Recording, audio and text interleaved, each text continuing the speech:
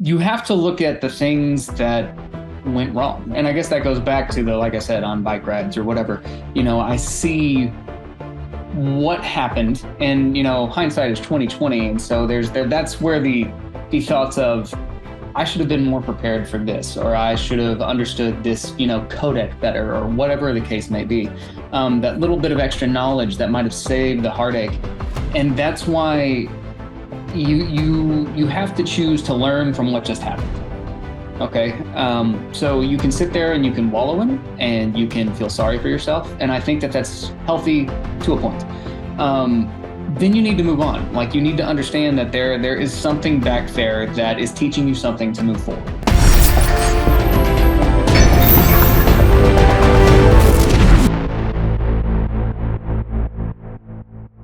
I'm here today with Chris Salters, who is a freelance editor. You work on branded films, commercials, documentaries. You are based in Dallas, Fort Worth, Texas. You are also the father of two.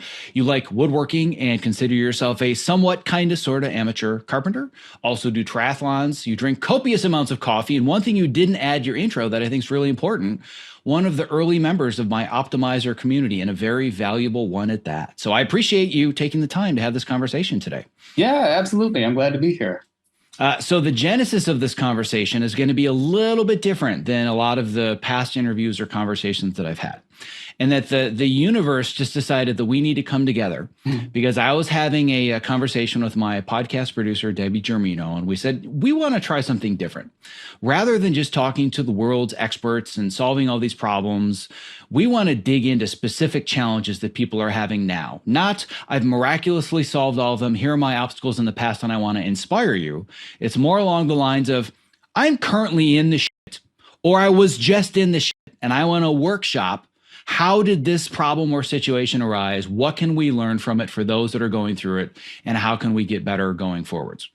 The same day that Debbie and I had this conversation, bing, Slack notification from Chris Salters. Had not seen you in the Slack community forever. What exactly was your message about? So I had just gone through one of the worst challenges in my professional career. And the challenge itself wasn't that abnormal. It was the result. Like, I had dealt with difficult tasks before. I've dealt with like the weird timetables that it's like, you expect me to do this much by this time, but everything just went to pot, and I dropped the ball. Like, it was awful. And I'd never experienced that before. I mean, I've been doing this for close to 2 decades, and it was like, it was just bad. Well, I want to get more into the nuances and the depths of this story, all the players involved, all kind of the major circumstances that we're talking about. But I think it's important to provide context, because it's one thing to have this conversation with somebody that just entered the industry versus a seasoned veteran like yourself. Because as we're going to talk about more, this can happen to anybody at any level. And frankly, I've heard it said to me more times than I could count. You haven't really made it in the industry until you've been fired at least once. Right. And the first time that I got fired, I was just totally feeling sorry for myself. And, oh, I can't believe, like, I'm working in an A-list level, and how dare they, like, all these thoughts that go in your head. And then I realized it's part of the process. And just because you have the skills or even the experience doesn't always mean that it's a good fit. So I want context about you and your general career trajectory and the level of work that you do to better understand the specific situation that you were just in. So kind of give us the 3 to 5 minute origin story, if you will. All right. So I guess the first thing I want to say is things just happen from time to time. So the way that this kind of came around was I was approached by a new client, had never worked with them before, and they needed some help finishing a half-hour documentary. And normally I try to stick to just lead editing roles, and I wouldn't think twice about it. But I looked up the client and I was like, oh, you guys are the guys that made that thing. And I really wanted to be involved with them just in general. And so I thought that this would be a good opportunity to, make a good impression and just start building a relationship. Right. So they flew me out to their location for 10 days. I was editing on site with them. And the first part of the trip, it was great. The clients were great people. They were easy to work with, long days, but you kind of expected that going into a project like this. I did learn when I got there that this half-hour documentary was going to be delivered the day that I left. But fun facts, it was still being edited, still needed to be color corrected, needed to be finished, and there was a lot of composite work that I was brought in to do. All right, so again, the first few days going great. They had me doing some compositing, good stuff. But then over about a 48-hour period, everything that could go wrong seemed to go wrong. Part of that was my inexperience with, we were using Avid. I'm more of a Premiere and DaVinci guy, and there were just little nuances that seemed to come up and bite me that I wasn't expecting. But then there was also just some sheer bad luck. I mean, like just things that if three things could go wrong, they all did. And it went in like the perfect order. So you were just completely messed up. Well, that ultimately leads to my lead editor / creative director standing in front of me. It's 3 a.m. We've been through a 6-hour render at that point, and he just tells me that he is going to overcut the half-hour documentary himself. This will be the third time that happens, and he no longer needed my assistance. And I was just like, I was sick. I mean, at that point, any trust that I'd built in the days before when things were going great, gone, like out the window. I would eventually go back to the hotel that night. I would try to sleep, wouldn't work. I'd get back the next morning to go see how things are going. They'd have me do some notes on the composites I'd already done. And then my producer told me that they were sending me home a full 3 days ahead of schedule. And they kind of masked it with, we know you have small kids, so, you need to get back to them. And I'm like, we both know what's going on here. It's okay.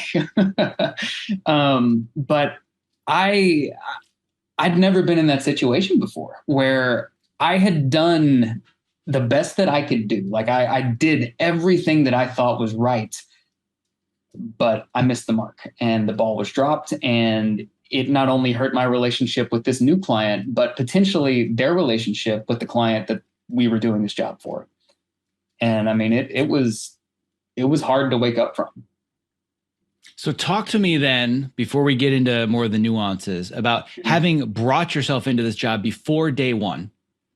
What was it that made this a good fit in your eyes, given your level of experience? So just give us a little bit more sense of the environments you have been a part of, knowing that you're coming into this having worked for this client, for this company, this many years. Like, just talk to me about the identity that you brought into day one of that project.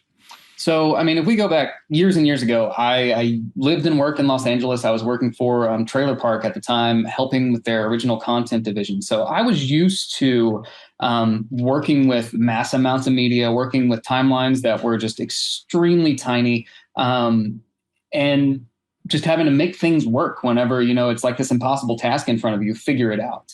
And, oh, by the way, you're working on, multi-million-dollar films. So that's kind of the background. And then since I've started like my freelance career, the experience of like who I work with is wide and varied.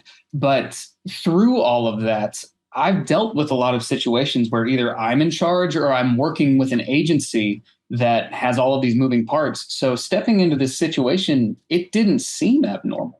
It was something that I was used to. It was something that like I like to come into a situation and be the problem solver. Like, you've got all these things going on, I'm your guy. I mean, I've got the technical, like whatever behind me and the years of experience to prove it.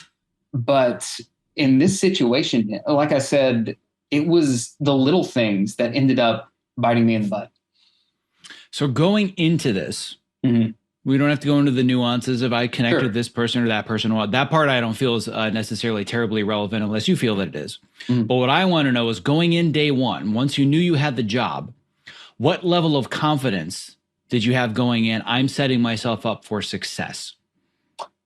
I felt I'd give it a like 80-20. Okay, so let's talk about the 20. Exactly. So the big hairy like elephant in the room was that Avid. Okay, so I have edited on Avid before. I've edited major movie campaigns on Avid. It's been a few years, but I've done it. I had not done a lot of the assistant editing onlining processes in Avid. And so, I mean, I did my homework before I went there. I went and found, my tutorial videos. I did, kind of caught myself up on things that have changed in the past few years. And so I still felt pretty good about the situation.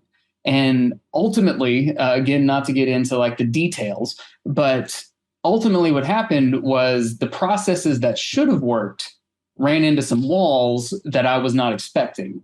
And my solves around them didn't work the way they needed to.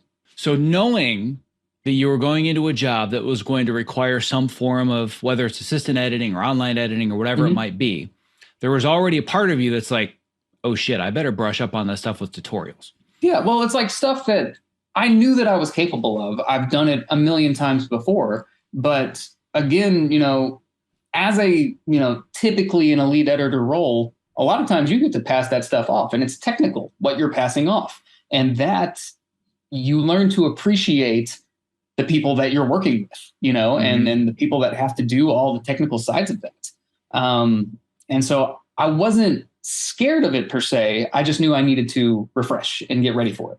Sure. And that makes sense. I mean, one of the, I don't even know if I've told the story publicly before, but it's tangentially related. Won't go into it too deeply, but I've had this conversation 3 times over the last week. So it's just, it's out there serendipity for some reason. Yeah, it is. It's just serendipity. But when I've told the story many times about how I kind of talked my way onto editing Burn Notice and getting my big break in television, what I haven't talked about is the subsequent meeting that I had with the post producer that ran the department. I've talked about the meeting with the executive producer, and I watched the entire first 3 seasons twice, and I knew the creative process and their characters, yada, yada, yada. But then I had a meeting with the post producer, and it was basically, so how do you feel about Avid? You feel comfortable with Avid? And my response was, dude, no problem. Like, I got this. You guys do not have to worry. Inside, I'm like, I haven't cut with Avid for a decade. Everything I cut was Final Cut 7. I learned on Avid, but it had been over 10 years. Long time. So there was no way I was going to throw away this opportunity because I didn't have the latest refreshed version of Avid. I knew I could figure it out. But just imagine having gone through everything that I did to land that game-changing gig, and the very first week on the job, knock on my assistant editor's door. How do I make an audio keyframe in Avid? And he's just like, who is this and how did you get hired? Yep, right? This is the guy that I'm working for. Right, exactly. So what I don't want to get into people's head is that you have to be perfect and totally prepared, because it's never going to happen. No. I always talk to my students about make sure that you're set up in such a way that you don't completely fail within the first week. If you know just enough to get by, then you start asking questions, problem solving, and you grow and you get better. Well, and that's ultimately the best way to grow and get better, because you stretch yourself. Exactly. So what I'm trying to ascertain is your level of knowledge of thinking beforehand. I feel pretty good about this versus, am I getting in over my head? What was your general inclination about knowing you'd be working with Avid, doing some assistant stuff? I felt great about this. Like, my apprehension about going to this job was because I had to leave my family for so long. As far as the job itself, it never crossed my mind, especially after the first, 2 or 3 days that I was there. And I mean, they seemed to be in love with me. The things that I was doing, they were extremely happy with. I was knocking it out of the park. And then, like I said, it was kind of like the technical stuff that I was following the process, but the process started popping up errors after errors after errors after errors. And I didn't know enough about how the project had been started to solve those errors the right way. And once we had solved them, then there was like this little thing that got you in the back end. And then there was another little thing. And it just started to add up and add up and add up and add up. And eventually it culminated the way it did. Okay, so then essentially what I have clarity on now is your level of confidence going into it. And the confidence level was high. It wasn't 100%, but the confidence level, like you said, 80-20. 80% I'm going to crush it. 20%, I got to brush up on a few things. I might have a question, but, I mean, as an individual, I tend to be pretty cocksure. And so, it didn't bother me at all. Right. I didn't. And that was one of the things that I clarified with them when I left. I mean, obviously, like I felt terrible. This was like disappointing your mom and dad. I mean, these people were so nice and just considerate about everything. Like, at the moment when my lead editor was in front of me, he could have been yelling, he could have been screaming, he could have been throwing things. I've been in those situations. He looked me straight in the face and just told me as plain as day, I'll take care of this myself. And that's worse than the yelling and the screaming, because what you just let him down. All of that to say that when I was leaving, I was talking with the producer and I'm like, I need you to understand that I wasn't, upstairs goofing off and, just piddling around. Like, I was doing the best that I could. which almost makes it worse. But I need you to know that, and this is not how I build myself. Like, I don't want you to think that I sold you a bill of goods saying that I could do these things and then didn't deliver. And, she was very nice about the situation, was like, look, we understand things happened. But I mean, there's nothing at that point that you can say that will take back what has just happened. You can't save face at that point. And I think the biggest thing that I did, and that I maybe wouldn't have done when I was younger, is I owned it. Like, I still feel like the whole issue was not maybe my fault, but ultimately it rested on my shoulders to find the solutions to what had happened. And I didn't.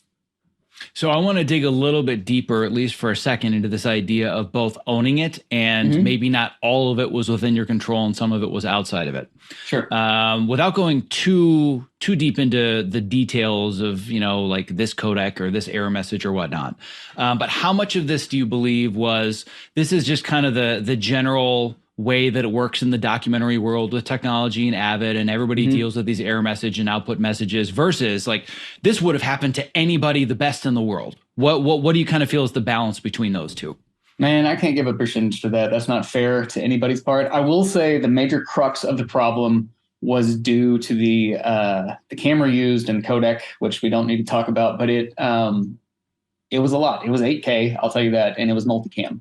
And that ultimately came down to what kind of crushed us in the end, that caused the major part of the problem. I mean, anybody that deals with this sort of stuff knows that when you're messing with 8K footage, it's heavy and it takes a lot, and it takes a lot of preparation to be ready for it.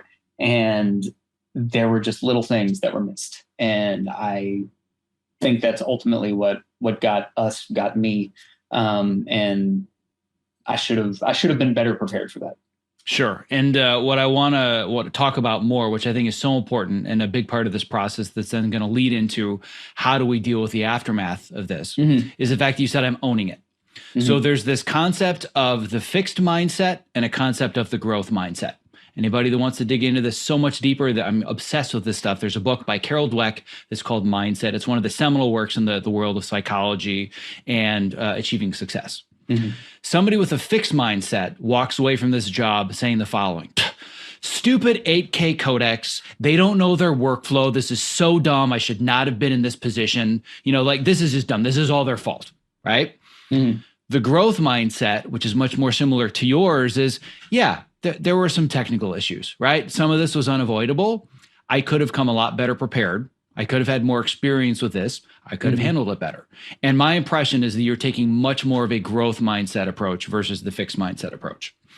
Well, and kind of like I said earlier, I think in my younger years, I would have taken the fixed mindset approach, because again, being a very cocksure type editor, I would have been like, this is totally like the way that you set this up. This was all your fault. But experience has taught me that there's still multiple solutions to that. And I should have been able to figure out, rather than like hammering the same thing over and over and over again, I should have figured out a workaround that would have worked better. And I should have foreseen some of the challenges that came up. And it ultimately came down to inexperience in that very niche area, So let's take this now from either the fixed mindset or the growth mindset approach. And we're going to focus right now on your growth mindset approach. I like Even that. Knowing that you owned it. I want to talk about the thoughts in your head afterwards. The flight home, sitting at home unemployed, you didn't follow through. What's going through your mind? There's a couple of things here that we need to unpack. So I was fortunate in that this job actually popped up in the middle of another job that I had. Just in the commercial brand film documentary industry, you kind of have to be, stacked up about this is where things are going. So it's very short term. One job could last a week. One job could last 3 months. It just depends. So yes, I was being let go from this job, but I literally was walking into my next one. Like, it was ready to go. So it wasn't like where's the next paycheck coming from? And I think that helped a lot. But the thing that dug at me was that this is not like me. This is not who I am. Like, I work hard. I stay up late. I get up early.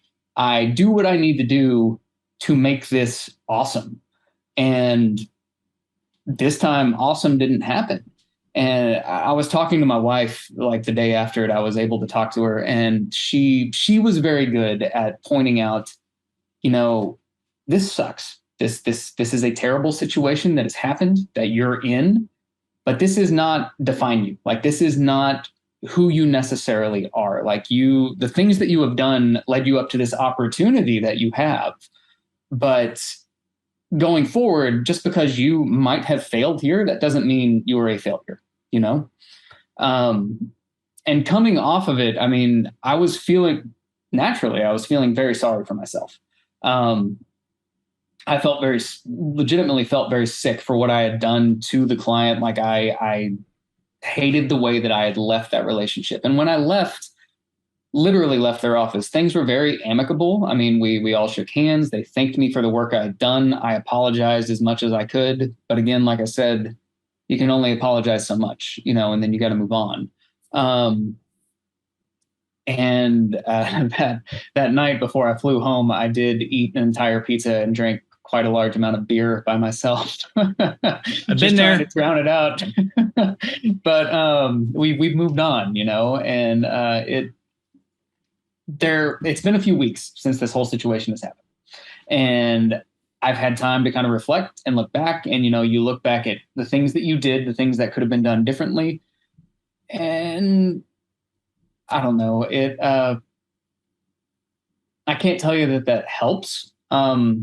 But it gives you food for thought. And kind of like we were talking about earlier, time has definitely helped just heal the wound, I guess, because it is not as fresh, but there's still not a day that goes by where I don't wake up or I'm like on a bike ride and I'm like, what if I'd done, A instead of B, that sort of thing. Mm-hmm. I don't know if that answered your question. I feel like I just kind of went, that way. No, I think that's great. What I want to focus on more now, whether or not it's a blessing or a curse, that you had something lined up right afterwards. Because I think that it's a blessing in a way, because it's like, oh, that happened, whatever, I've got my next paycheck, right? But then there's also a part of it that kind of forces you to ignore what happened. You don't get to emotionally process it.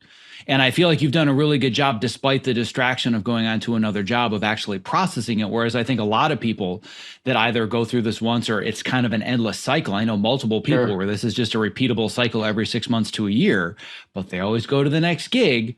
So they never really dig into what actually happened and how am I emotionally processing it. So how did you at least partially avoid the idea of, oh, got the next job, got the next paycheck? That didn't happen, moving on. Well, and that definitely was not the attitude of like, okay, well, that's behind me. Like, let's go, forget about that. Like it sits with you. And I think it should.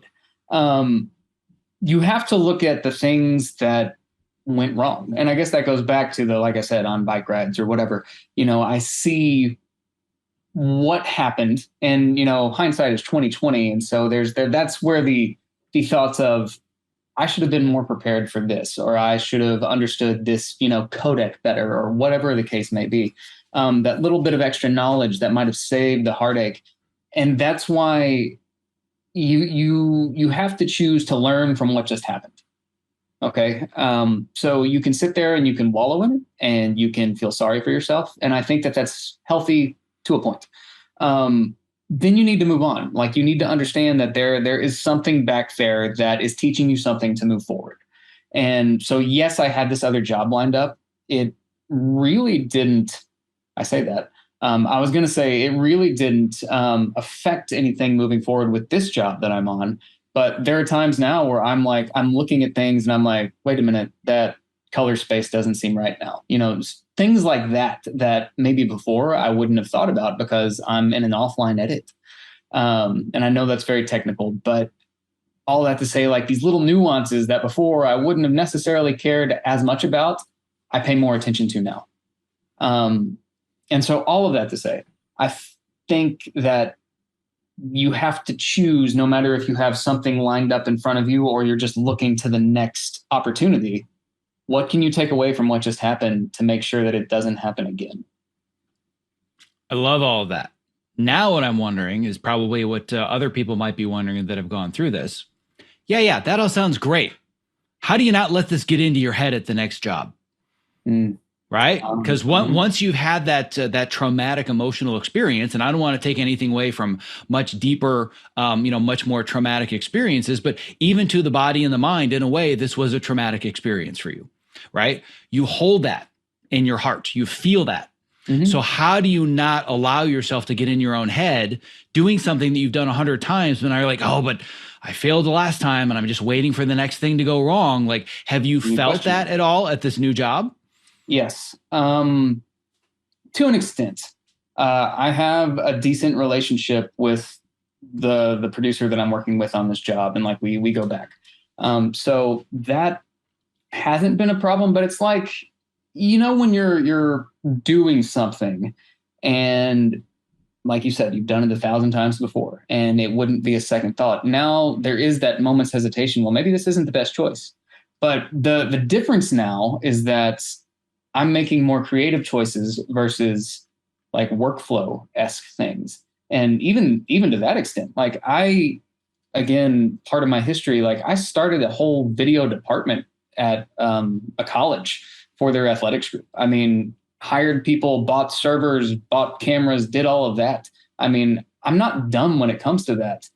But even now, moving forward with workflow stuff, it makes me second guess my initial reaction, but that's not necessarily a bad thing, because that makes you go back and say, all right, I would have been 100% on this, but maybe I'm 95%. So why don't I go check out this little thing in the back of my mind that's bothering me? Let me go look at that.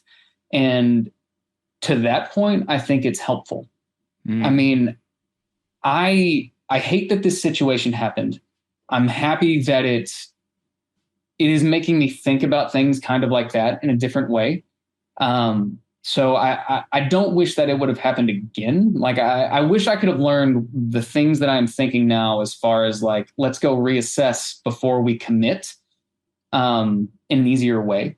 But that's just the way things have to happen sometimes. Yeah. And again, going back to this idea of having the fixed versus the growth mindset, Mhm. the fixed mindset is, well, I can either wallow in this or I can just say, well, it's all their fault. I'm Mhm. awesome at what like, guys, come on. I worked for Trailer Park. I've Yeah, been look doing at this me. for 20 Yeah. years, right? Like, Mhm. clearly you guys need to get your workflow shit together. Call me when you're ready, right? Fixed mindset.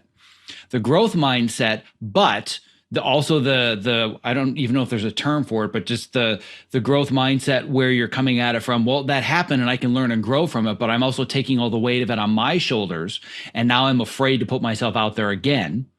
Versus, oh, go ahead. Well, I was gonna say that hasn't hit me, the afraid to put myself out there, and I realize that I may be unique in that respect. Like I know if you've just been beat down and beat down, it's hard to get back up. I understand. Um, what I was gonna say is that I it's almost good to carry that weight with you. Like that is almost inspiration of, I don't want that to happen again. What do I have to do to stop that thing? Like I don't want to forget about it. I don't think that's fair to the people that were involved, me and the clients.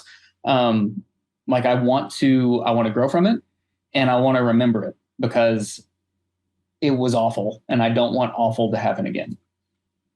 Yeah, it's funny you say you don't want to carry the weight of it, because it's just reminded me of something that's very, very related to this, which has to do with my whole American Ninja Warrior journey. Just last night, this is not hyperbole or an exercise or an example. Literally last night, I was hanging from a rope that I have hanging in my den, wearing 75 pounds, because I'm improving my grip strength specifically for being on a rope. The reason I'm doing that is because on national television, in an entire dome in front of 30 cameras, I have fallen on a rope not once, but twice. And both times that I fell, it's like, what am I doing? This is so dumb. Clearly, I'm not cut out for this. This is not my thing. But then there's another part of me that keeps waking up a few days later that's like, no, just figure it out. Right? If I can really break it down to the essence of the problem is I don't have strong enough grip strength when I jump from a pedestal and I have to grab a rope. So let's get better at that. So now I spend at least one, if not 2 nights a week, just hanging from ropes with immense amounts of weight tied to my body. How long do you hang? So what I'm doing is I'm testing my max grip strength for just 10 seconds. Okay. but I do it in multiple sets. So you basically, I put on a weight vest and then I hang a kettlebell on top of me. So now it's like 75 to 80 pounds on me. And I just jump up to a rope and I hang for 10 seconds and it's excruciating. Then I stop for 3 minutes and I do it again. And then I do it again. And then I do it again over and over. I do it on ropes. I do it on a bar. I do it on rings. The point being, I could say, I'm not good at this stuff. This isn't my thing. I'm a failure. Or the reason I failed is I didn't focus on grip strength last year, which I didn't. I was working on it in general, but not for this one specific skill. And I told my trainer, by next year for the next show, I'm going to be able to jump to a rope with Vaseline on my hands, and I'm going to be able to hold on to it. That's how strong my grip is going to be. And this goes to something that I talk about a lot, which is the difference between motivation and inspiration. Most people think these are the exact same thing. They're very, very different. Inspiration is, oh, that's amazing. I would love to do that. And you convinced me I could, right? Motivation can be a very negative thing that drives you. It doesn't have to be this positive, wonderful feeling. I am motivated by never wanting to feel that pit in my stomach of falling in the water again. And you're using that negative feeling and allowing it to motivate you positively, which is I never want to be here at 3 a.m. figuring out some stupid codec with an editor over my shoulder. Sure. I mean, there's no doubt that I will be somewhere at 3 a.m. and somebody will be hovering over me. I think that's this line of work. But I want to be the guy with the solutions. Like we should be waiting on something, or I should have another, 3 solutions backed up after that. Like when this doesn't work, and not, crossing my fingers and hoping that this is the thing that does it this time. So how do we not fall into the trap of devaluing ourselves?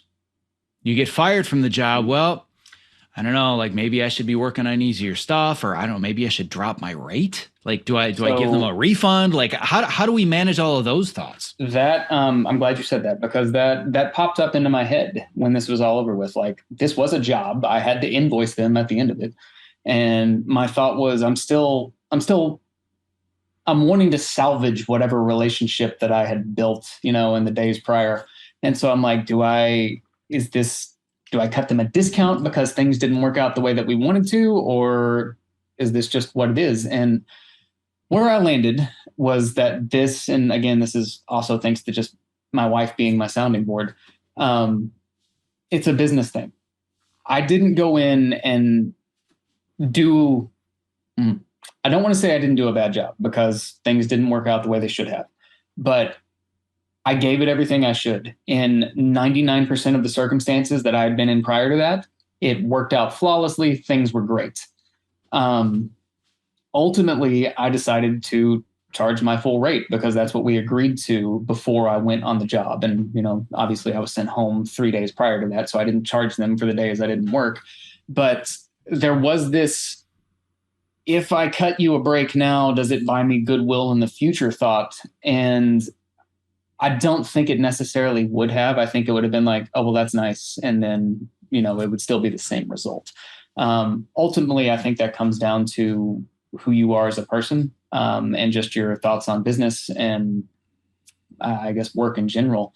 But that's where I ended up. It was definitely something that went through my head, because money is a part of what we do. And it's not about the money. Money in and of itself really has no inherent value. It's the value that the money represents, which is your expertise. Yes. That's where it gets challenging. It's not, well, I worked X number of days, and because I didn't work these 3 extra days, I'm not going to bill you for them. It's a much more emotional conversation than it is a mathematical one. This is the value you were paying for. Did I bring that value? I don't know. That's where it gets really, really tricky. And you don't want to devalue yourself, but I'm sure all of those thoughts went through your head. I mean, there's a lot of things that you have to, it goes kind of back to where I am now, as far as like, you look back at what happened. I mean, what would I have done differently? What should I have done? And there's many things that I wouldn't change. And ultimately, kind of what I landed on is I was as transparent with this client as I could be up front, as far as I have worked in Avid before. I have edited these things that you can go look on the internet and see, but I haven't, for the past 10 years, I am Premiere and DaVinci Resolve. That's what I do. And I can get back, I can refresh myself and go. Like I did not hide that from them. And in the end, that's kind of what got us, I think. it was a little thing, just dealing with just the way that Avid handles media, and it burned us. And Um, where I think that's really, really important to dig into more is I think that a lot of people hesitate to share something like that because it might not get them the gig and they really want the gig. yes. And what I respect about you and the way you handled this is you told them up front, this isn't really my thing. I'm a Premiere and I'm a DaVinci guy. And the fact that they knew that up front defers some of the responsibility on you. Because if you went in and they said, how are you with Avid? Awesome. Bulletproof, right? Mm, Like I basically lied my way into that part of the job on Burn Notice. I mhm, knew I could cut the show in my sleep. I just didn't realize what a learning curve it would be to go back to Avid. mhm, But I worked unpaid nights and weekends so I could get myself back up to speed doing all the things that I creatively knew I could do, just having to do them technically. Right. mhm. So I took on that burden. But if it hadn't worked out and I didn't know Avid, that's 100% on me because I kind of lied. As opposed to if I had said, listen, I've been on Final Cut 7 for a decade. It's going to take me at least a couple of weeks to get up to speed, learn keyframes. How do I do picture in picture? Number one, they wouldn't have hired me. But number two, they couldn't have blamed me if I was slower. But in this case, they knew what you were coming in with. So I feel like it's kind of some form of shared responsibility where they couldn't expect you to know everything about the Avid workflow. I would say yes and no to that. I agree that it might defer some responsibility, but again, what I like to bill myself as is the solution. Like you Mm-hmm. have a problem, I want to be the puzzle piece that completes everything. And again, things just didn't go my way this time, and it was something that I tried to prepare for, but it was stuff that I wouldn't have known to look up the problems that popped up, sort of situation. I mean, it was niche, man. And that's not trying to excuse what happened. It's just me saying that I did my homework, but I still, dropped the ball. Um, and it sucks. But again, you just got to pick yourself up. My guess is that the hardest part of all this is the one that we haven't talked about yet. Mm, It's one thing to feel I'm the solution to your problems. I am a consummate professional. I've done this for many, many clients in the past successfully. You come into the job, it doesn't work out well. The component we haven't talked about is how badly you want to work on their other projects. mm. How do you handle the fact that you saw that as a potential route to working on something that was really fulfilling and the right fit for you, and now potentially you've burned the bridge to get there? I mean, luckily, at least being in the market that I'm in, not being in Los Angeles, you get used to really having a lot of feelers out there, and so I mean, my clients they're all over Texas, there's LA, they're all over the US, got a few worldwide. So I mean, you get used to being spread out and hoping things, stick. So when one burns, it's not bad, but this is the first time that I'm the one who burned it. In a similar kind of crazy connection, this was a year or two ago, I was actually talking to you about this in a hot seat where there was a producer that I worked for, and we had a great working relationship. It was awesome. It was my first time to go freelance with him. We were doing some great stuff. At the same time, that's when my wife and I were like, yeah, I think it's about time to move back to Texas. And then things just kind of lined up real quick. And I had a job in Texas that I had to be at in 2 weeks, and I had to let him go. And I set him up as best as I could, like hooked him up with another editor that could finish what I had started. But it was a rough situation. He understood that it was a choice that I was making for my family and my future, and that was helpful. But from a business standpoint, it still sucked for him, and I didn't talk much with him in the years past that. Where this goes is it ate at me. And I kind of went through about the time that I was working with you. I was doing some other kind of soul searching, and I really just had this itch to like reach out to him. And you encouraged me to do it. You were like, send him a note, just tell him you're thinking about it and thinking about him. And so I did.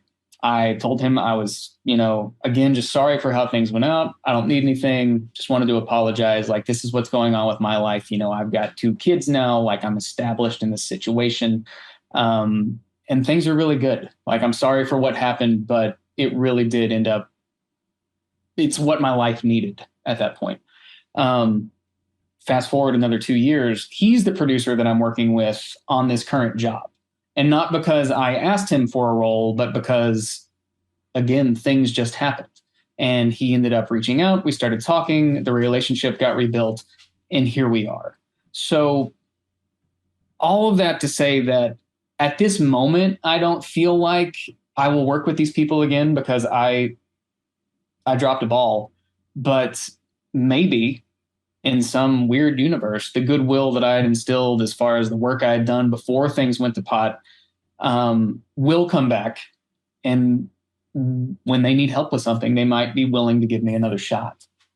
And again, that might be with strings attached or something else. But at that point, you don't say no. Like, you want to rebuild that relationship. You want to help them out. And I mean, I can't emphasize how nice these people were. Like, it was like otherworldly. And I want them to be better if I can help them, you know?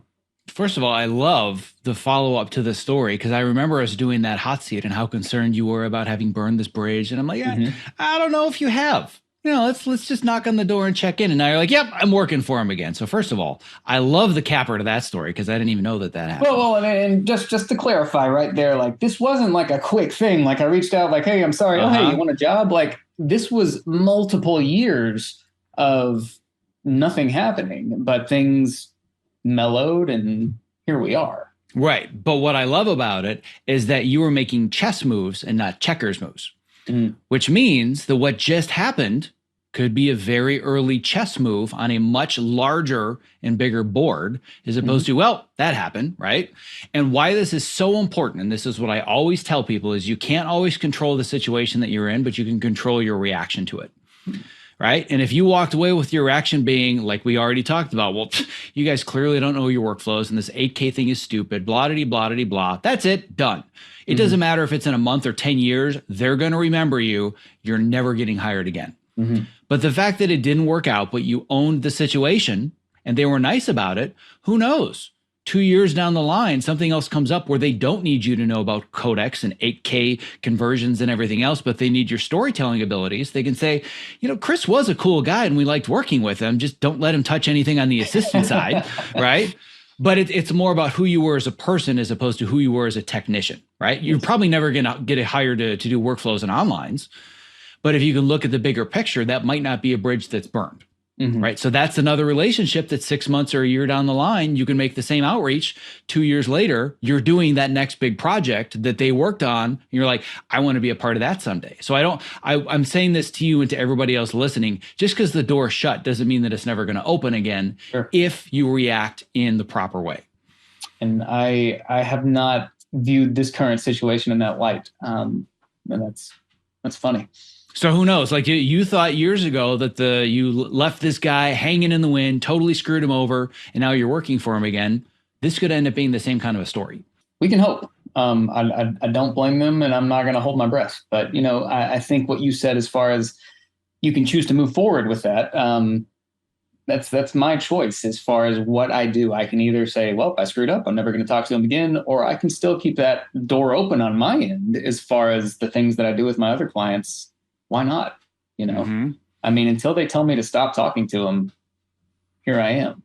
Exactly. So it's again, it just comes back to this idea of really adopting this idea of a fixed versus a growth mindset and saying, I want to see this as a growth opportunity, a learning opportunity. 100% responsibility doesn't lie on your shoulders. A fair amount of the responsibility does, and you're willing to own that. Well, and I think you have to own it, even if you feel like it was 50-50. Especially since you're the one working for these people, you should be the one that, you know, falls on that sword, is my opinion. Like, you need to be able to go in there and say, I should have brought more to the table. I should have been able to fix this. I should have done whatever the case may be. You should be the one telling them that you could have done better. Yeah. And that's always the advice that I give in the way that I treat it myself, is that whatever it was that may have gone wrong, whatever I feel my percentage of responsibility is, I'll take double that responsibility. What I won't do is cross the line of being taken advantage of. Yes. Or being exploited. But at the same time, even if I'm like, this wasn't really my fault, but fine, I'll totally take responsibility for it because that's what's going to move us forwards. Right. But again, I don't want to be taken advantage of, or I don't want to train people to think that they can treat me as the doorstep, that no matter whose fault it is, I'm always the one that takes the blame. That's different. But in general, whatever the level of responsibility, I'll take more of it upon myself, even if I kind of know it wasn't all my responsibility, because I feel that's the way that the bigger person should handle it. And I think it's just the best thing that you can do to start to mend that relationship. Exactly. Because again, it's always about the relationships. The job is one thing. The relationship is way more valuable than any job or any invoice or any weekly rate. And something tells me that this relationship may end up turning into something else in the future, just the way that the relationship you have with your current producer has as well. Well, we can always hope. Yeah, can't we? All right. So now I have another interesting question, which is usually the final question that I ask people. And this one might take a little bit longer to answer than it would others. But with hindsight being 2020, knowing what you know now about how all of this came down, jump in a time machine and go back to the point where you're offered the opportunity, all the way from there to where you were let go, what would you change, if anything, knowing what you know now? I would have asked more questions. One of my faults is that I do have a large amount of confidence in what I know. And there were things that I was like, well, obviously this is how this was treated before I got here, so it should work this way.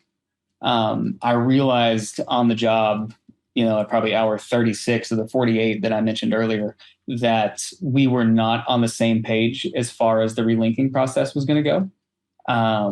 And I think had I asked more questions about specific verbiage that I used and they used, I think we would have had a clearer picture of where we were going, and we could have avoided some of these pitfalls. What prevented you from asking those questions? Confidence. What's the word for that? Like the opposite of what I was is like, I've been humbled by this experience. Like I was too sure of myself and how, like, this is what the textbook says, this is going to work. And then the textbook was wrong. Maybe not wrong, but it didn't have all of the like if then statements underneath it.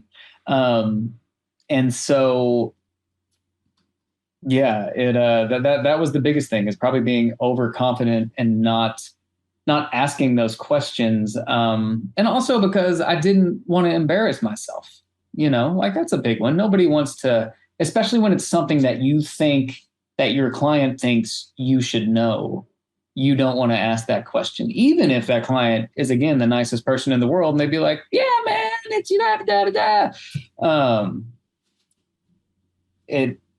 I didn't want to be embarrassed. And I think that that's probably a big part of it. All right. So then a part of it is really the fear of the perception that maybe you're not as competent as they thought you were. Yeah. Where it's a matter of, you thought I knew these things. And if I'm asking a basic question, like in my case, how do I make an audio keyframe in Avid? That's not what you're supposed to be asking when you're editing the #1 show on cable. It doesn't matter if you knew or not. You should not be asking those questions. Yep. Right. So what I'm trying to deduce is the difference between, everybody's going to have questions and unknowns. Like, I never stop asking questions, but at the same time, I'm not going into a TV series saying, the letters on the slate, what do those mean? Right. And I bring that up because I asked that exact question after I was hired to cut some scenes and a sizzle reel for a feature. It was an indie feature. And when they gave me all the paperwork, I'd been in the trailer world for years. And like, I'll take this, like, somebody's looking for sizzle reel and they want me to cut 2 scenes and put together a package to sell it and raise money for the studios. This is perfect. Yeah. Right. They bring me the binder and I asked either a production assistant or assistant, I'm not sure. So some, entry level person, and I open it up. I'm like, what are the letters? Same look. He's like, I'm sorry, what now? Like, the letters next to the numbers. What do those mean? It's like, those are the camera setups. What do you mean? Well, that's when they move the camera to get coverage. Oh, okay, that makes sense. And again, that look like, you're cutting this? Guy is doing this? Yeah. Right? So I don't know how I keep getting away with it.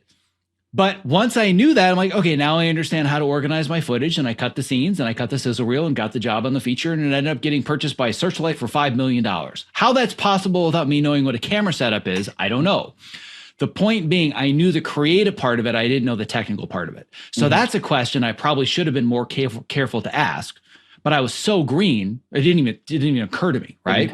Yeah. So it's a fine line between I just ask questions no matter what versus I'm going to ask the questions that are showing that I'm engaging with the process and I want to be the best that I can be. But you are running up against the questions of, if I ask this, they kind of know that I don't know what I'm doing. Maybe I'm hesitant because I don't want to admit that. It was probably a lot of all the above. I didn't want to show incompetence, and that's probably the biggest key. But even then, like, it wasn't like I wasn't vocalizing the problems we were having. Like, when we started the relink process, I mean, I spent half a day just trying to relink the sequence like the Avid way, if you will. And we kept getting these error messages popping up, and they're like, I don't know, that's strange. Why is that happening? But then I think the other thing that bit us, and again, I build myself as somebody that's been in these situations, is the time frame and the timetable and working under, like, it's ridiculous that you expect us to finish an edit and get it colored and do all of this in however many, days. Like, that's, obnoxious, but that's what everybody asks for now. So it's not obnoxious. It's the status quo. Still, I think that situation is what got us. Well, we don't have time machines. We can't go back and redo it, rewrite it. But going forwards, what have you taken away from this that you think is the most important part of it that you can apply to either future job interviews or going into jobs that you already have? Like, what do you take away from this that's going to help change you, give you more awareness, and make you better the next time? So one of the things about this job that I said at the beginning of this, of us talking, was this was sort of unusual that I jumped in at the end of the process. Normally I'm either at the beginning or it's just all me, that situation. So I would have asked more questions coming in about how they brought the media in, why they did it the way that they did it, and how they saw the online process going rather than just picking it up and doing what I normally do. I should have better understood their methodology, because that would have determined what my methodology should be, rather than this is just what I do. This is, how it goes. So less of a robot and more, well, I guess robots can ask questions these days, but less of a robot and more of a person. Ask what's going on so you can determine what that final outcome would be. Yeah, I like that. I'm always a big fan of making sure that I can ask the right questions, even if it means I disqualify myself. I would rather set myself up for success than set myself up for failure. So for me, a big part of the interview process is making sure that I know what I'm getting into. Well, and I mean, when we started, a lot of the things that we did, I mean, there was a lot of workflow talk when I got there, as far as like how to bring the stuff back online and, how we're going to get it to the color correction facility, all of these things. And I felt like I was very integral in that, and just kind of the hashing out, like, how is this going to work? But one of the things that I didn't go back to was, how did you initially get this stuff on, like, how did you get the offline material to where it is now? Like, I need to understand that. And I wouldn't have asked that question had I been in like a Premiere or DaVinci situation, but it was because it was Avid and it was different. And I now, going into an Avid situation, I will absolutely want to understand, how did you get to the point that you're at now? Tell me the exact start, like how you ingested all of your things. And I know that that's very nitty gritty as far as like the technical side of it, but understanding those details about something that's slightly different than what you're used to can make a big impact on what happens in the final outcome. Yeah. Well, once you get to the level that you're playing, it's all about nuance. Yeah. Right. It's not just that I'm capable, I'm professional, I have all the basic standard qualifications and hard skills. It's all about nuance. It's no different than the difference between a minor league baseball team and a major league baseball team. Right. The best player in the minor leagues is better than 99.9% of people that ever swing a bat. That 0.1% is the reason they're in the minors and not the majors, for understanding how the ball comes and the wind direction and where do I need to place my front toe versus my ankle. Like all these little tiny nuances that you talk to people at the top of their game, they focus on that 1%. So it's not like Michael Jordan wasn't twice as good as everybody. He was just that 1% better than all the rest that were the best in the world. And I feel like at a certain point, people get so wrapped up in their standard qualifications, or I've been doing this for 30 years. Like that means nothing, right? It's your ability to understand the nuance. And even if you've done something for 30 years, have you done it exceedingly well? And have you focused on continually improving?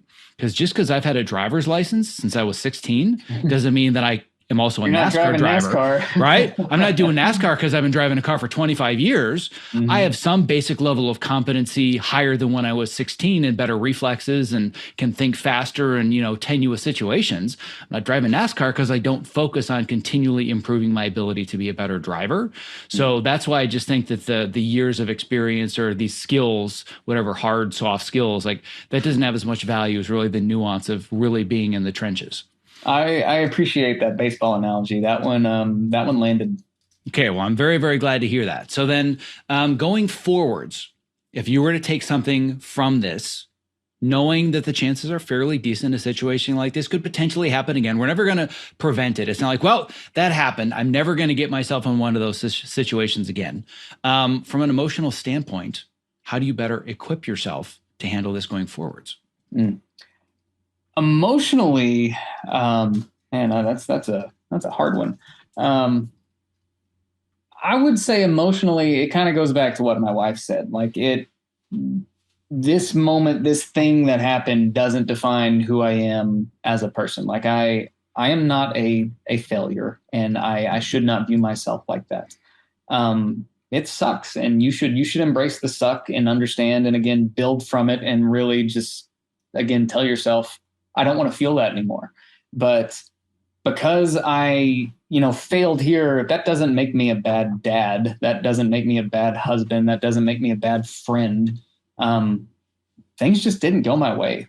And I think the more you can detach yourself from your job being what defines you, I think that's what helps you the most. And I mean, when I talk to people, that's probably the first thing I say is that I'm a video editor. So yes, it defines me to a point because it tells you what I do, but it shouldn't be what dictates, my life and how I feel about my day to day. I could not have given better advice than that. I have been pounding this drum for years because I too made the same mistake. I assigned my entire identity to my work and what I did, because frankly, that's the way that we are conditioned for the sake of running the capitalistic system. Not going to get too deep into the nuances of that. That's another soapbox for another episode. But it literally, first sentence of my website, demo reel, cover letter for years, editing is not just what I do, it's who I am. No, it's not! Stop it! Right? I had to learn my lesson the hard way, and I'm trying to help people avoid that same trap. I love what I do. I so believe in what I do, but I can't let it define me, because there are going to be failures and there are going to be setbacks. And emotionally, that can be so disheartening when you attach those two things and you can't unlink them. You got to be able to separate it. Yeah.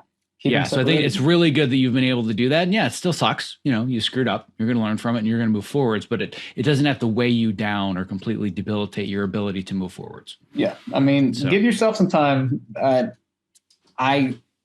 I needed a moment to feel sorry for myself. Like I needed that, because at some point that feels good, because you're just like, well, this sucks. And, you can sit there for a day or two. And I fortunately I had that luxury, but then I moved on. Like you got to pick up and keep going.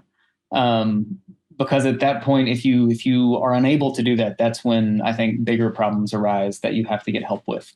And luckily I had a good just foundation around me. I mean, just with my wife and family and everything else like that, that helped me bounce back, because that really reinforces the detached, persona from my job. Because I mean, the thing that I told my kids was, yeah, I went and did my work, and they sent me home early because they wanted me to see you, and that's exactly what they believe. That's what they need to believe, and that's what's important. Because at that point, I got to see my kids 3 days earlier than I was going to, and it's a little thing. And if you don't have kids, you don't understand, and that's okay. But to them, that meant a lot, you know, and being able to step back and to even see that from their perspective is, it helps to just look at it from how somebody else sees what you've just done. And maybe you failed, but there's another person from the sidelines that watched what you attempted to do, and they're inspired by that. And that's a big thing that you can always look back on. Yeah, I can relate to all that on so many levels. And just to bring it back to the example I had shared before about the rope, the hardest part about falling was watching my daughter on the big screen crying when I fell. That was the hardest part. That's still the hardest part for me. But you're right. There are other people that watch me fall that are inspired by the fact that I tried. Yep. Right. And that's what you have to keep going with. So the fact that you came here today to share this and be very open and vulnerable, and not just here's my success story of how I became so awesome in trailers and promos and docs, but here's me massively failing. I'm going to do it publicly. It takes a lot to put yourself out there and do that. And I really appreciate you taking the time to share this with everybody else today, in hopes that it can inspire them to also weather the storm if they are in the middle of it as well. Before we wrap up today, is there anything else that I have not asked or we haven't discussed do you think it's really important to share about this experience for others that are listening and watching? Man, we covered a lot of ground here. You've kind of put some things in perspective that I haven't thought about. Like I'm serious about the baseball analogy. Like that was a pretty key thing that you said there. And I feel better about what happened because of that. But no, I feel like we've covered a lot of ground, and I hope that people out there will be able to use this to help themselves get through a situation if they need it. And I do as well. So you've been a very valuable member of the community in the past, and I'm glad that you being in the community brought you here onto our conversation today. I look forward to seeing you back when the time comes. But in the meantime, for anybody that's listened to this, that's been inspired by it, that either wants to just connect with you, say hello, or hell, even hire you, what's the best way to connect with you? Easiest thing to do is go to the website. It's just chrissalters.com. Awesome. Well, Chris, cannot thank you enough. This has been absolutely fantastic. Really excited to share this with everybody and have it be a valuable evergreen resource for years to come. So thanks so much. You got it, man. Thank you, Zach.